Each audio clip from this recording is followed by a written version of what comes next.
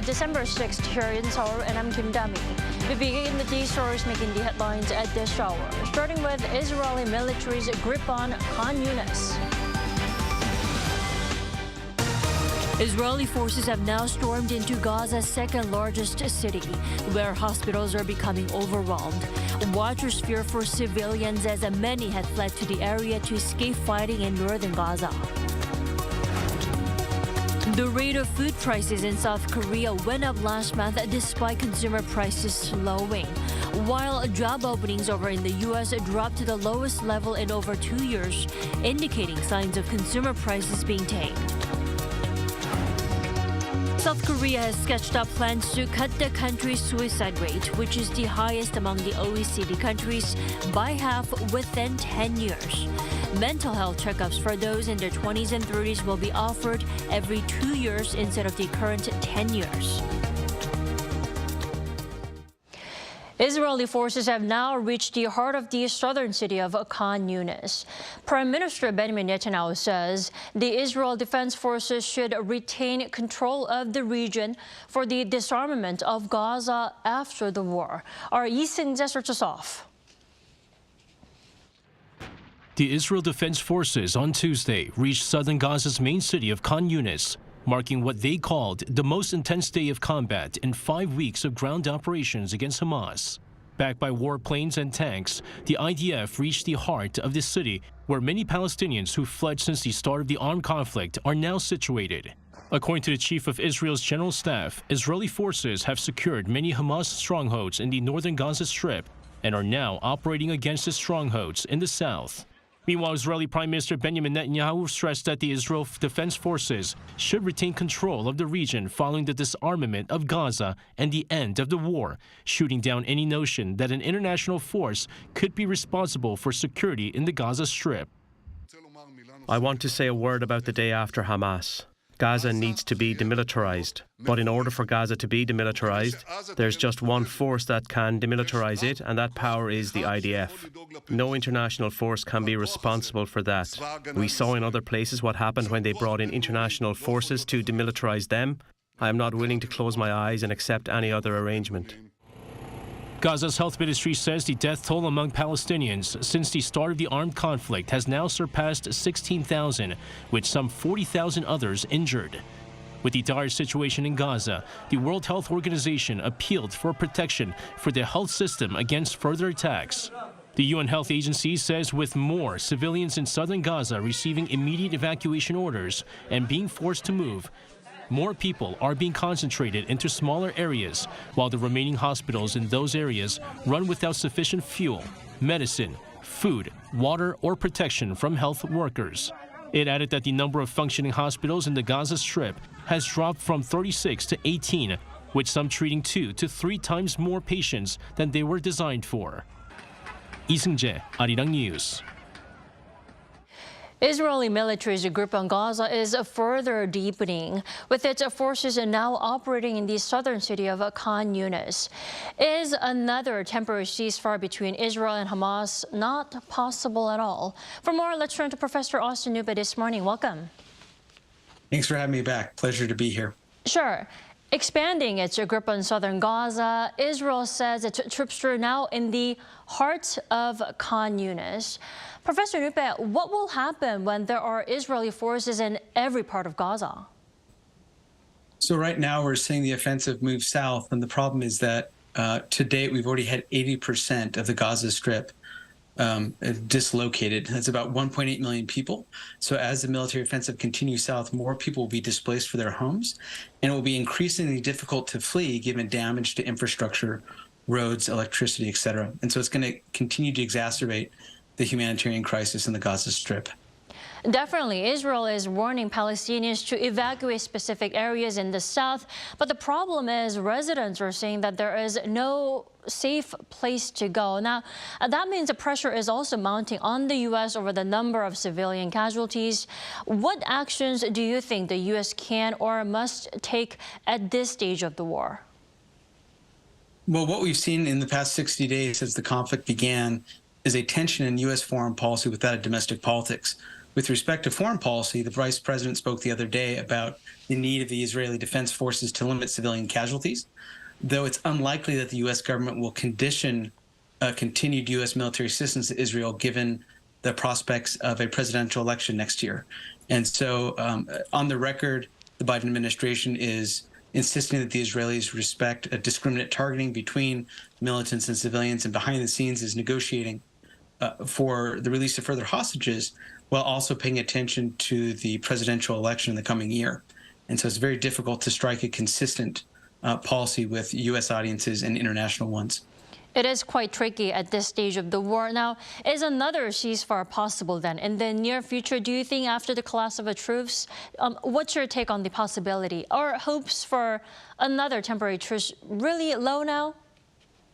It's certainly possible. All war is a form of politics by their means. And so what we see is adversaries will fight, they'll pause for diplomacy, and these things happen simultaneously. And so I wouldn't put it beyond the realm of possibility, but the terms are unlikely to favor the Israelis. It's going to be a continued release of Israeli prisoners for more Palestinians at a ratio that is difficult for the Netanyahu government to communicate to the Israeli people. At the same time, the Netanyahu government is incredibly unpopular with the average Israeli voter, including over the hostage situation and Netanyahu's really failure to meaningfully engage with the families of the hostages that were taken. Right. And so it's going to be a diplomatic effort between the Americans, the Qatari government, and the Israelis. Right. The Prime Minister Netanyahu said himself that it will be difficult to bring all the hostages back to their hometowns. Now, the World Health Organization's executive board is also set to hold a very rare emergency meeting on December 10 to discuss the health crisis in Gaza and also in the West Bank. Can we expect anything fruitful to come out of that meeting? What do you think? Well, the World Health Organization is certainly going to continue to push for a ceasefire, pause in the fighting as the humanitarian crisis worsens. It's quite concerning when we think about the water supply as well. There was reporting in the past days that the Israeli government is planning on using pumping seawater into the tunnels in Gaza as a way to deactivate the tunnels from being used by Hamas. But we have no idea the effect that will have on sewage and fresh water. And so as combat tactics continue to evolve, it's going to further pressure the humanitarian stress, particularly on hospitals. About half of the hospitals now are still seeing patients, and those hospitals that are open are at 2 or 3 times capacity. Sure. Professor Nupea, before I let you go, now Sure. Israeli forces are expanding its military ground operations in southern Gaza. It's saying that it's made its way into the Khan Younis. After Khan Younis, where do you think the Israeli military forces will head? I would imagine they would continue the military offensive south towards the Rafah crossing, and in the meantime, further displacing Palestinians that are currently located in the south. And so it's going to continue that offensive. It's claimed to date that it's killed something like 4,000 or 5,000 Hamas militants. That's nearly impossible to externally verify, given the 16,000 casualties 16,000 fatalities that have been recorded to date. A lot will depend on international diplomacy and whether or not the Americans, Qatari government, with Hamas can negotiate a continued or a future pause in the fighting. Definitely. All right. Thanks so much, Professor Nupea, for joining us all the way from Utah this morning. You enjoy your evening. Thanks, you as well.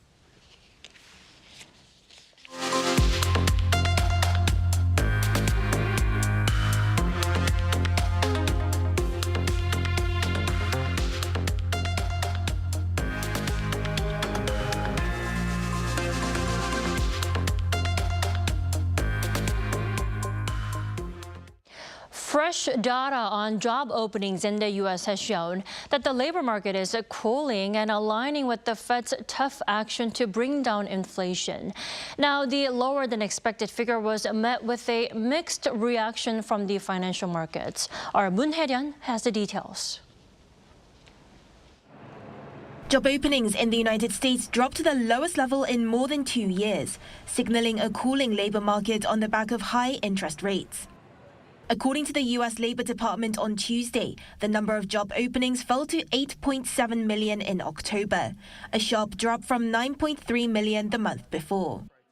It's the lowest number of job openings since March 2021 and is also lower than the expected 9.4 million job openings projected by Dow Jones.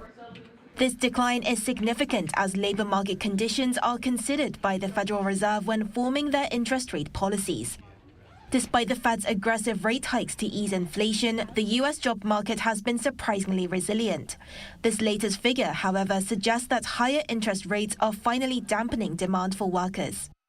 It also falls in line with data released last week that showed consumer spending slowing in October. With this latest announcement, Wall Street had a mixed end to trading on Tuesday amid expectations that the Fed could start cutting interest rates soon, and the 10-year Treasury yield falling to its lowest level since September this year. The benchmark S&P 500 sector indexes and the Dow Jones Industrial Average fell, while the tech-heavy Nasdaq gained 0.31%. So I see a dichotomy as to what's going on in the market today between bonds being very bullish, yet it looks like, obviously, that stocks are a little bit more cautious about the outlook for their prospects going forward. The financial markets have shown fluctuations throughout the past few months, with the S&P 500 index rising by over 10% in November from late October, amid hopes that the Federal Reserve has halted their rate hikes. It's widely expected that rates will stay unchanged at the Fed's FOMC meeting next week, but some stock markets investors are reportedly betting on rate cuts in March next year. More economic indicators are due to be released before the December interest policy is announced, such as the November jobs report. 문혜련, Arirang News. With delayed urea imports destined for South Korea from China, sources now suggest a curb in shipments next year. But Beijing has reportedly expressed a willingness to continue its supply chain cooperation with Seoul. Our Song Yoo-jin reports. On top of recent delays of urea imports destined for South Korea from China, there could also be a curb in shipments next year. According to China's Nitrogen Fertilizer Association on Tuesday, its biggest 15 urea-producing companies, including Sinochem and CNAM-PGC, have agreed to cap their exports to 944,000 tons in 2024. The NFA stated that urea shipments from China will come to a halt until the first quarter of next year, leading to the possibility of a reduced supply to South Korean firms. Chinese media have also reported that urea exports have been temporarily suspended and that the supply will decrease significantly before Chinese New Year's Day. This comes following reports from Korean companies that there have been disruptions in their ordered urea supplies passing through Chinese customs, which was confirmed by the South Korean government. The chemical is used as fertilizer in farming and is a key fluid used to reduce emissions from diesel vehicles. More than 90% of urea used in South Korean diesel vehicles in October came from China, and between January and October alone this year, urea imports from China totaled nearly 3.4 million tons. Seoul's Trade Ministry consulted with Beijing over these delays and reported that they were the result of a tight domestic urea supply rather than having a political background. Chinese authorities reaffirmed this message by expressing their hope that supply chain cooperation between the two countries would continue smoothly, adding it would seek a solution to customs clearance issues. The two countries' trade authorities also held a joint committee meeting on Tuesday to speed up negotiations for the second phase of a free trade agreement. Urea prices hit a two-year high in China last month, and concerns have spiked over the possibility of a repeat of the 2021 supply shortage when China halted all urea exports. The South Korean government reassured domestic firms, saying that there was currently enough urea in stock to last around 3 months. They will also be seeking ways to diversify import channels. Song Yoo-jin, Arirang News. Despite consumer prices slowing in November, the rate of food price increases jumped compared to the previous month. The restaurant price inflation rate, a representative food price index among consumer prices, rose 4.8% in November. That's higher than the core consumer price of 3.3%. The rate has exceeded the overall inflation average for 30 consecutive months, while processed food prices have remained above the overall average for 24 months. A sharp rise in agricultural product prices, which have been stable recently, is driving the increases, with the price of fruit jumping by over 24%. The South Korean government has rolled up its sleeves to tackle having the highest suicide rates among OECD members. Now, the goal is to cut the rate by half within a decade. Our Choi Soo-hyung tells us how. With South Korea ranking first for suicide rates among the OECD countries last year, the Ministry of Health and Welfare has unveiled new initiatives that aim to better deal with mental health issues.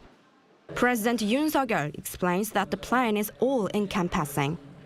특히 저출산 시대에 국민의 정신건강 문제를 해결해서 개인의 역량과 삶의 질을 높일 때 국가 성장을 견인해 나갈 수 있습니다.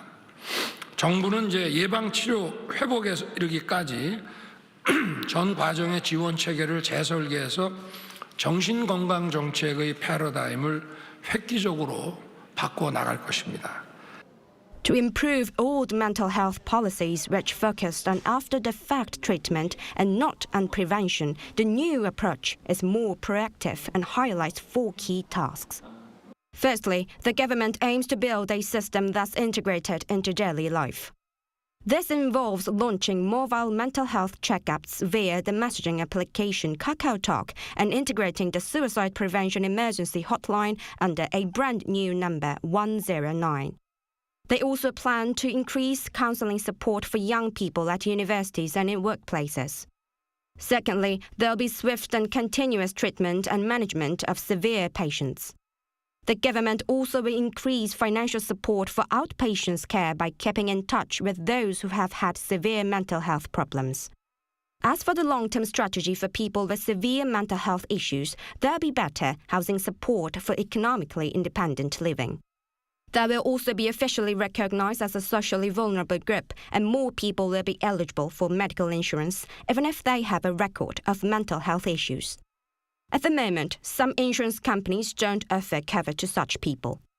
Lastly, they will improve awareness of mental illnesses to dispel prejudice. Efforts will be made through nationwide campaigns and university club activities so that mental illnesses are seen in a similar way to physical ailments. The Minister of Health and Welfare Ministry Cho Kyu-hong says that with bold investments in mental health care, it will build a society where everyone can integrate. The government will provide mental health care services to all nationals and residents whenever and wherever through these policies, and build a society where people with mental illnesses can integrate into society without problems. Though a specific start date hasn't been revealed, though these 4 main strategies, the government plans to provide psychological counseling to 1 million people by 2027 and reduce the suicide rates by 50% within 10 years. Choi Soo-hyung, Arirang News. An OECD report suggests that South Korean students are found to be at the top level in terms of math, reading, and science proficiency. The report by the Program for International Student Assessment for 2022 was released on Tuesday after conducting surveys on academic achievements and trends of 15-year-old students in 81 countries. Now, South Korea saw its scores rise in all 3 categories, being ranked in the 1st to 2nd range for math, 1st to 7th for reading, and 2nd to 5th for science. An official from the Ministry of Education noted that there was no significant rise in South Korea's achievement level and that the rise was largely attributed to a decline in scores of other countries due to COVID-19.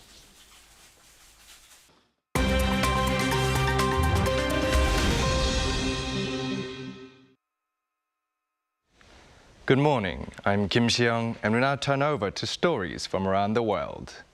We begin today in Ukraine, where the Netherlands has announced it will provide Kyiv with $2.6 billion in assistance in 2024.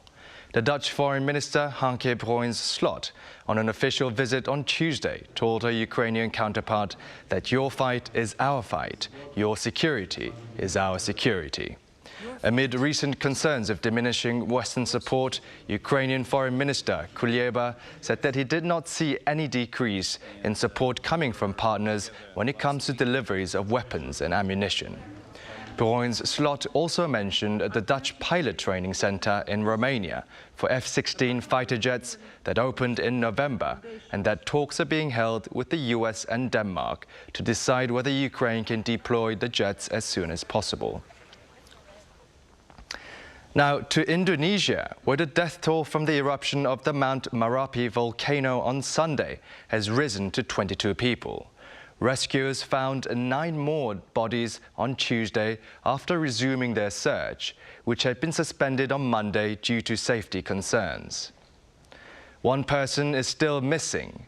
There were 75 hikers in the area during the eruption, most of whom were evacuated, although many suffered from burns. Mount Marapi, which means Mountain of Fire, is around 3,000 meters high and is one of the most active of Indonesia's 127 volcanoes. The mountain on West Sumatra spewed a 3-kilometer ash cloud into the air when it erupted on Sunday, blanketing the surrounding region in ash. Moving on to our next story, a Spanish prosecutor has requested a 4-year prison sentence on Tuesday for 4 football fans accused of racial hate crimes against Real Madrid winger Vinicius Jr. They are accused of hanging an inflatable black effigy dressed in a replica of Vinicius Jr.'s number 20 shirt off a bridge near Real Madrid's training ground, along with a banner reading "Madrid hates Real." The incident happened ahead of Real's match against local rival Atletico Madrid in January. The 4 defendants are members of far-right fan group Frente Atletico and have been accused of showing an unequivocal sign of contempt and repudiation of the victim's skin color and an attempt to undermine the victim's peace of mind. The prosecutor has also requested joint compensation of around $6,500 in moral damage caused to Vinicius Jr. Now, a grim story to end the morning with the death of an American tourist in the Bahamas in a shark attack on Monday. The 44-year-old female was paddleboarding with a companion in waters near the resort in western New Providence Island near the capital Nassau when a shark attacked. A lifeguard came to the aid of the paddleboarders. However, the woman had suffered serious trauma to the right side of her body and later died. According to the program director of the International Shark Attack File, there have been a couple of shark-related deaths in the Bahamas in the past 5 years. On average, about 5 people a year die from shark attacks.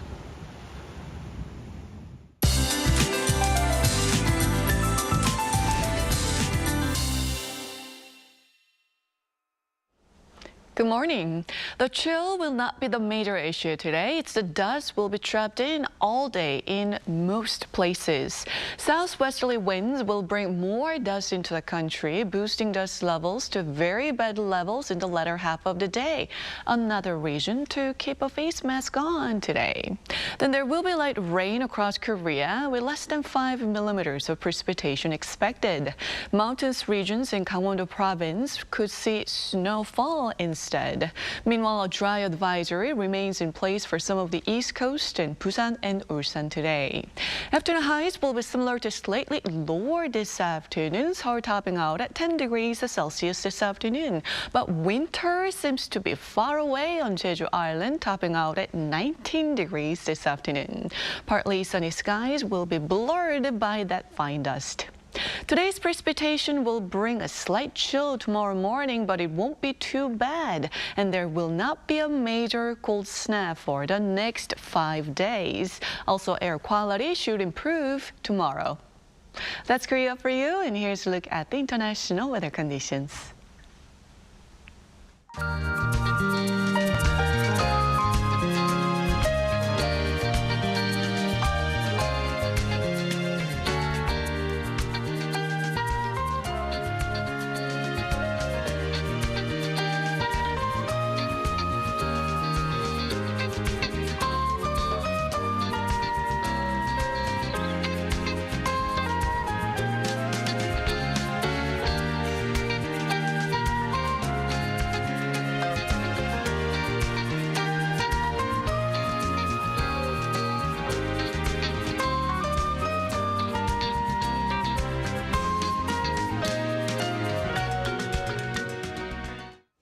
We thank you for watching New Day at Arirang. We'll be back tomorrow for Thursday's edition at the same time, 9 a.m. Korea time.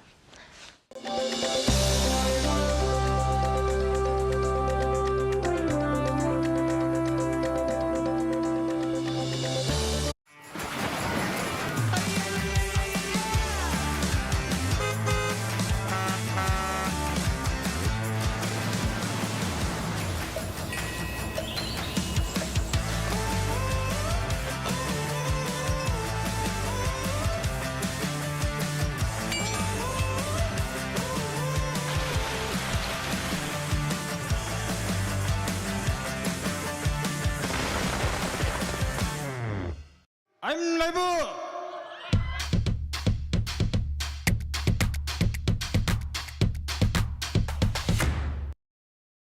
저를 도와주시는 분들이 저희와 함께 해주시는 세션분들 아무리 봐도 억지 펜션 같은데 아니라고 아무도 안 하는 거고.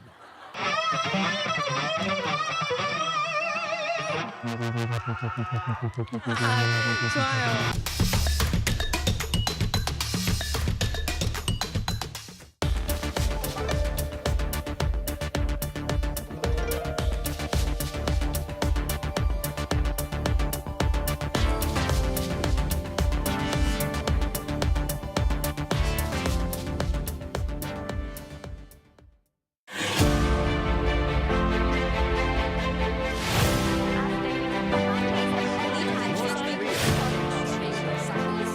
We deliver stories on site. From Korea to the world, and from the world to Korea. We ask questions every day that could change the world. Taking news a step further, Arirang News. You're watching Arirang News. You're watching Arirang.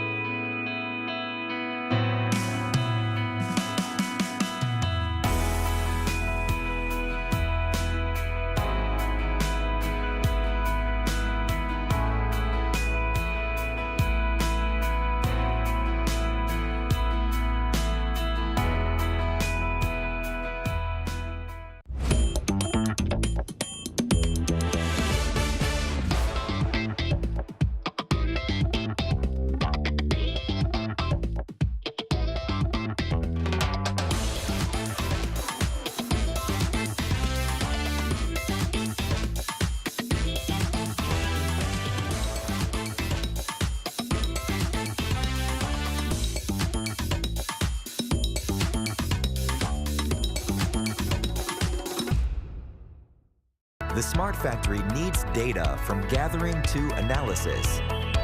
Our platform provides an intuitive monitoring system, no matter when, no matter where. We introduce our Smart Factory system, NextPalm. It gets you closer to perfect in smart ways straight away. See your perfect plan executed perfectly. WizCore, we build Smart Factory with NextPalm.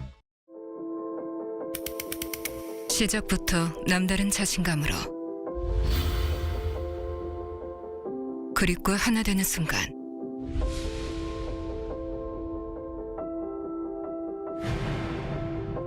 플레이는 펼쳐진다. 승리의 정점을 위한 긴 여정에서 완벽한 스윙을 만드는 나만의 스타일. 리카타. Welcome.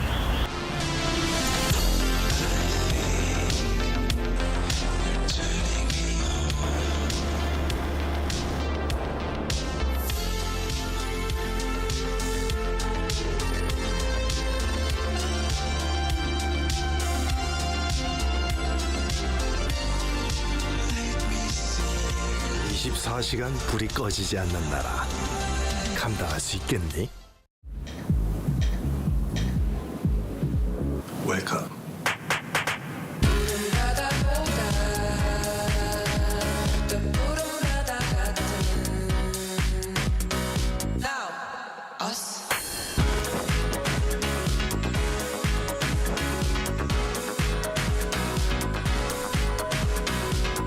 엄청난 에너지를 춤으로 뿜어내는 나라.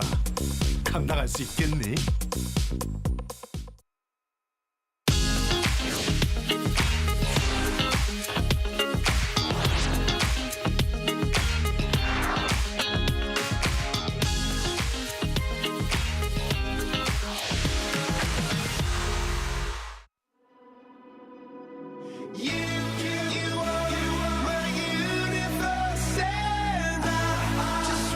We're here to make a new type of news.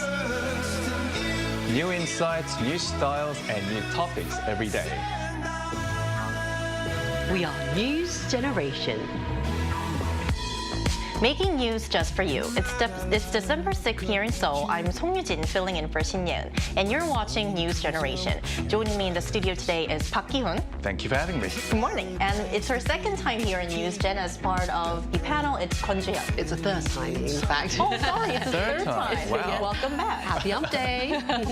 Now, both are here to speak on behalf of people in their 20s and 30s. Now, as usual, let's start by looking at our news feed, which covers different hashtags and news items that have been trending on social media over the past 24 hours. We start in China, where fears are mounting over surging respiratory illnesses and cluster infections of pneumonia.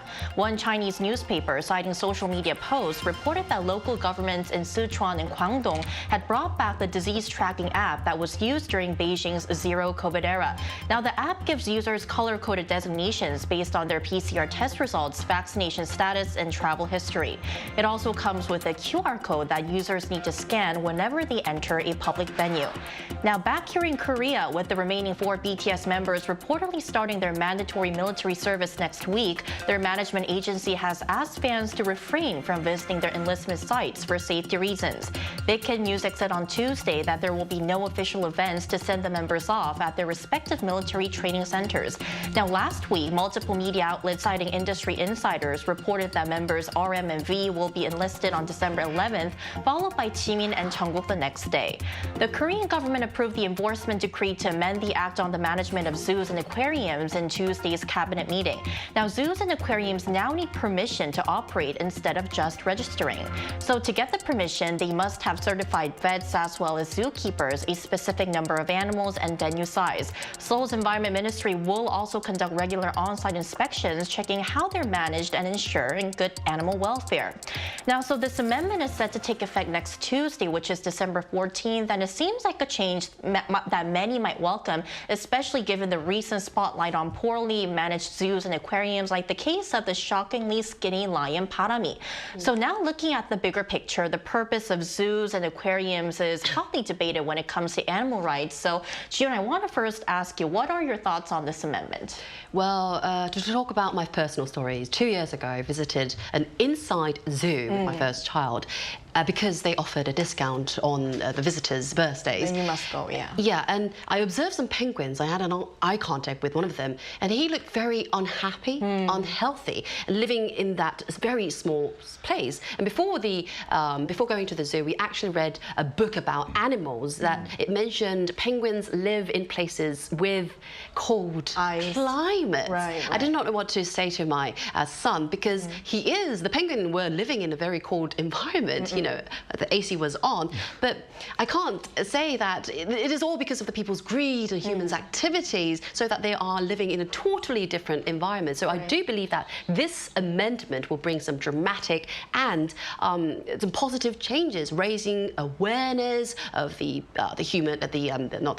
animal rights, the well-being of the animals in zoos. And in the end, eventually, I do believe that children will learn the ethical enlistments, ethical considerations among animals when they visit zoos. Right, and it's really important always to educate the future generation, because as we know, they will be the ones who will manage the zoos in the future, and they will be the ones who will be in charge of managing and taking care of animal rights. Now, what are your thoughts on this, Kyun? I don't quite remember the last time I visited the zoo, because I think it's more of an attraction for children and the parents like Ju-hyun. But, you know, in terms of the amendment, I think I'm all for this change and improvement. I'm sure sure there's always been a lot of controversy to taking care of the caged animals, but it's never been viral. But nowadays, everything can become viral just within days. So I think zoos and aquariums need to act accordingly because they can be targeted very easily by the public.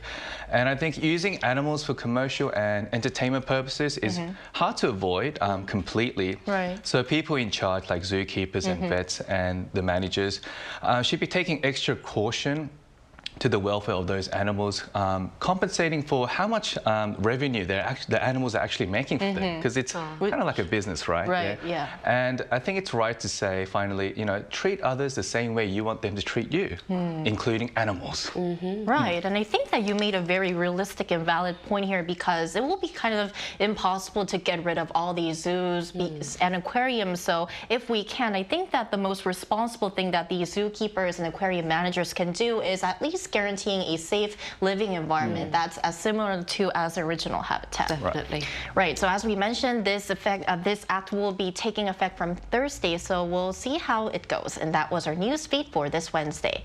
So now we're going to shift gears and head into our main discussion topic of the day. And so today we are going to talk about a topic that will interest singles out there who are looking for love. So a growing trend among our generation is online dating. So for more, here's my AI voice secretary.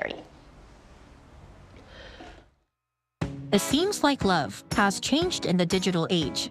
According to recent findings from a market research company, the number of dating app users around the world is projected to reach 441 million by the end of this year. At the forefront of this digital romance revolution are tech-savvy millennials and Gen Zs, the primary users of these services. We're witnessing a transformation in the dynamics of dating apps and services. In the past, dating apps leaned more towards finding a relationship partner rather than a potential spouse. However, as the online dating market continues to expand, these services are growing similar to traditional matchmaking agencies. So I recall our news gen discussing online dating a while back, and then we delved into the latest dating styles and trends of millennials and Gen Zs. We explored a lot of concepts, for example, like immanchu, which is a Korean term that refers to intentional efforts to meet a romantic partner, for example, through blind dates or dating apps. So about 6 months has passed since this episode aired in my memory. So I wonder whether our generation still remains as avid users of dating applications and services. Absolutely. This new type of meeting became more popular from the COVID outbreak because in-person meeting was almost impossible, and you know, we being the thumb generation spent more time online and of course on social media, hence we're able to indirectly see and converse with people from all over the world pretty much 24/7, okay, because we're always connected. Dating apps became the new medium to look for your ideal type with its easy accessibility and user-friendly settings. I know some people around me who actually use these dating apps and met others. I don't know how successful they were, but that was their way of meeting new people. I haven't used these apps recently, but I think it's getting better and better day by day. And I think one upside to using dating apps is that many of our generation we have plenty of time to get to know each other online before we're ready to meet offline. And also, you don't need to have a mediator to introduce one another. And of course, it can be very direct, personal, and straight to the point from the get-go. And also, if you fail the first time, you always have a second chance, a third chance, without other people knowing that you failed. Most important part. And lastly, and due to the big increase in users, more apps have imposed stricter regulations and verification steps to reduce scams and ensure the safety of all the users. Right, I think so.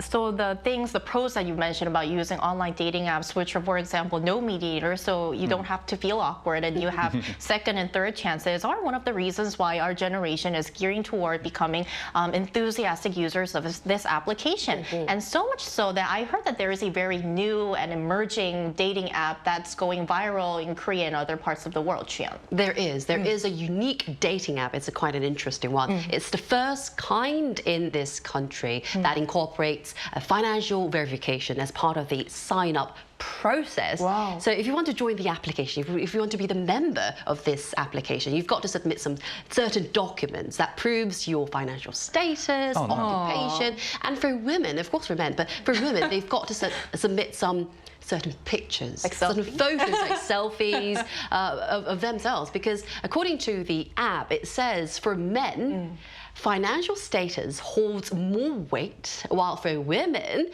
physical appearance is the most important element for membership. So this actually resembles the system used by the old, or not the old one, the traditional, the marriage matching agency, Right. but has been transformed into an application. Right. As you mentioned, this new type of dating resembles the so-called 결혼정보회사 in Korea, which are traditional matchmaking agencies. And I think that, as you mentioned, the fact that for men, economic status and for women, appearance are the most important criteria for joining this app kind of shows that our generation is not that much different from the previous generation, because there's been this saying that's been ongoing here in Korea for decades that for men, it's the economic status that matters, and for women, it's the looks.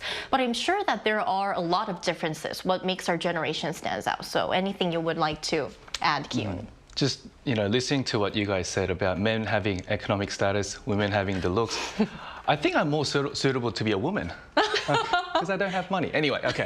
All right, back to your question. Human instinct has remained the same and will continue to be until AI fully takes over our lives. And one notable difference from our generation to the older generation is that we have become so much more specific and somewhat picky about our ideal significant others. Right. As I mentioned before, growing up in the digital age, millennials and a lot of Gen Zers were exposed to meeting a variety of people online and had easy access to peek at their friends, boyfriends, girlfriends, their friends, and friends and so on. So I think like our standards have just increased so much because we started comparing so much with so much information available online. We started, comparing this person to another person, my girlfriend, my boyfriend to my friend's boyfriend, friend's girlfriend, just on and on and non-stop. And so I think this led to a new trend called the perfect hexagonal human. It's a new term that I found it very surprising. So let's take a look at the screen for further explanation. According to the book Trend Korea 2024, many youngsters seek their perfect match that fulfill the following 6 categories. Wow. Appearance, personality, education, assets, job, and family background. So when I first read the criteria, I laughed at how superficial and close to impossible those expectations were.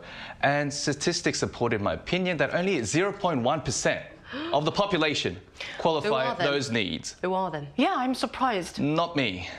Okay, obviously. Not me too. Not me neither. But it's really shocking that there are people that are actually this type of perfect hexagonal human. Yes. And I think that this model emerges and arises because, as you mentioned, our generation is facing a surge of information, and also we have this tendency to make comparisons with others, boyfriends, girlfriends, on and on and on. And this is the reason why our generation is having higher standards. So what are your thoughts on this? Anything you would like to add? Yes, let's go back to our parents' generations. In the past, marriage was a must-do thing. Right. If you don't get married, you do have a problem. Yeah. Right? Why are you looking at me?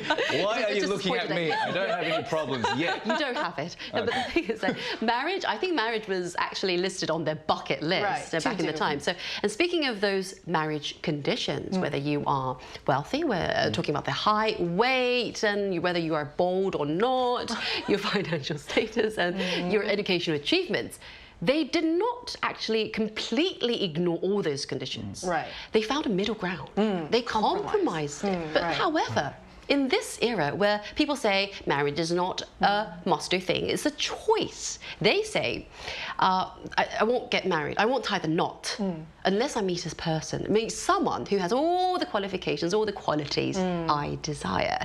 So I think this is the main reason that we are, not me, but young people are turning their attention, turning their eyes to the mobile applications, the dating applications for the platforms to connect with a wider range of possible partners in order to find that person. Yeah, in order to who has all the qualities. One for you. Yes. Because wider options means there is a higher chance for you to find that one that suits you perfectly. Indeed. Now, until now, we talked about our generation in general, but now I want to ask about you guys. So what do you guys, in your quest to find a partner, what matters to you the most? Looks, appearance. Back in the day. When I was young, I really thought looks was really the most important part. But nowadays, being in my 30s now, I think personality is really important. How well I can click with the other person, whether we can converse, whether we can have a proper conversation, whether it's a serious one or like a really light-hearted conversations. And there is a saying in Korea, appearance lasts 3 years and personality lasts 30 years. 10 times more. Yes. So Wow. Since I have a good personality, I'm ready to get married. You are. 30 years at least. You are. Better than 3 years. Yes. Right, and I think that this clicking is really important because I think that this is one of the most important factors that really decide whether you can have a long-lasting relationship with your significant other. And now I want to ask you, I've been waiting to ask you this question, June, because you found the love of your life. You're happily married. So I want to ask you, what stood out most about your husband when you decided to marry him? Well, I'm so shy to talk about my personal stories, but since you ask, let me start.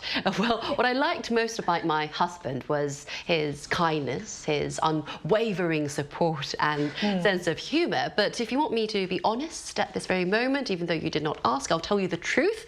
Well, what initially caught my attention was not only his appearance, but also his background and educational achievements. Because, background and education showed that he was dedicated to growing himself, growing personally, and had some similar values or goals. So as time passed, I realized that those factors, those things like a good sense of humor and other good qualities were the main reasons that I have chosen to tie the knot with this particular man. But every now and then I do find myself thinking about the reasons again and again, again and again, and sometimes occasionally, or should I say every single moment. Yeah, you guys won't understand. Well, hopefully we will understand in the near future. Yes, soon. We find the love of our life too. So now we asked this question to both of our panelists, but now what do our viewers think? We also asked our viewers, what's the most important thing for a dating or marriage prospect? And here's what 3 of them had to say. Firstly, Santia says if it's an international couple, having an intermediate level of each other's native language would help so much. That being said, honesty and direct communication of your needs and expectations are key. Giselle says a good marriage prospect has the same core values, similar lifestyle and financial responsibility. Also, they know how to disagree respectfully and communicate maturely. And Elias says obviously the character is the most important, which is increasingly rare nowadays. So just by looking at these comments, we can see that our generation is looking into a variety of factors when they're finding their significant other. So we're now going to expand our discussion further and include an expert in our talks to find out more about our generation's dating styles and how these set us apart from other generations. We'll be right back, so stay tuned.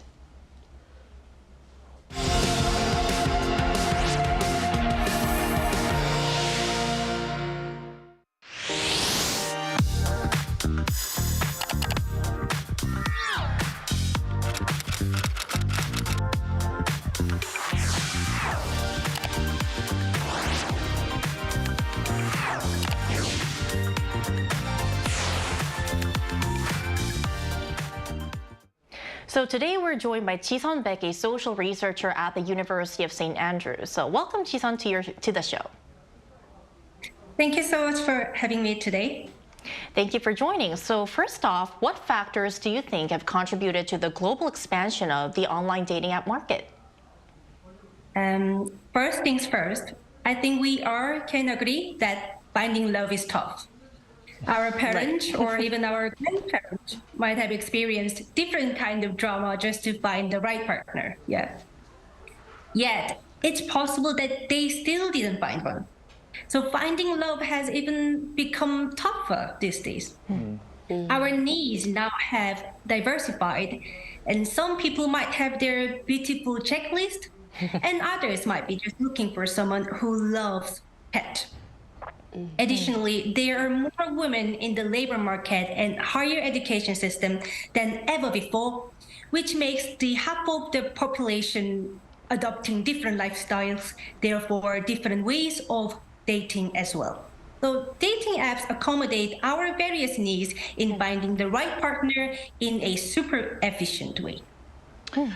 Jason, what do you think are the biggest differences in the views on dating and marriage between millennials, Gen Zs, and older generations? I think it's a very interesting question. Let's begin with the older generation. So for them, especially in Korean society, marriage was considered mandatory. Marrying before a certain age was the expected path. And of course, the online dating culture must be bizarre for them.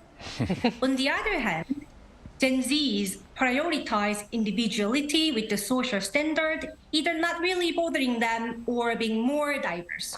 For them, technology, especially dating apps and social media, is a significant factor in shaping how they meet and connect. Lastly, millennials, assumed to be people like us, are the bridge between the two generations. They might understand the perspectives of the older generation, and they would be also sharing similar values with Gen Zs.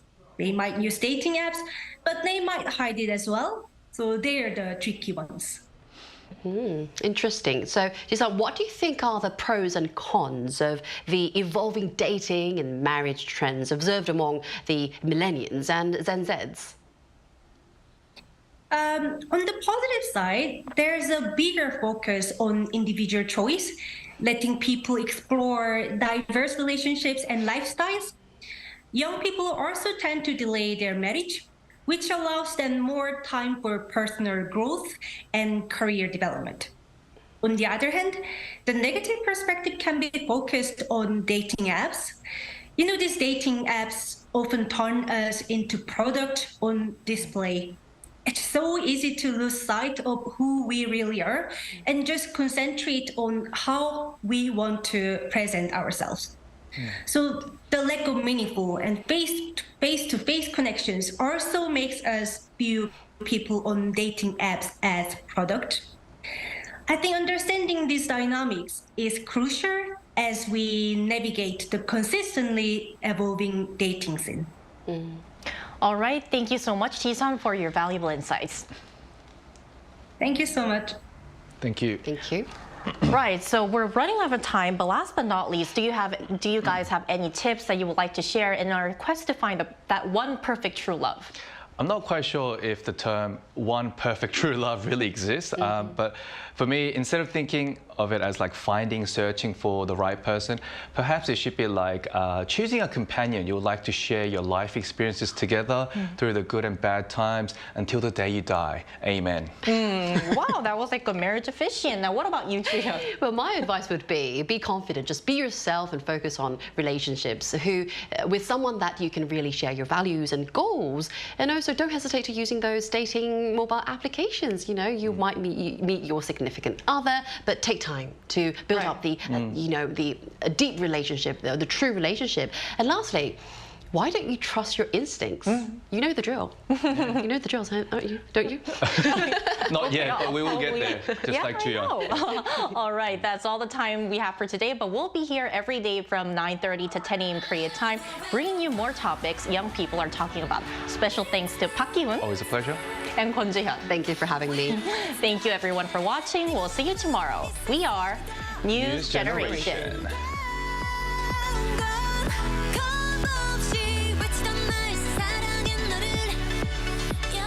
I'm live!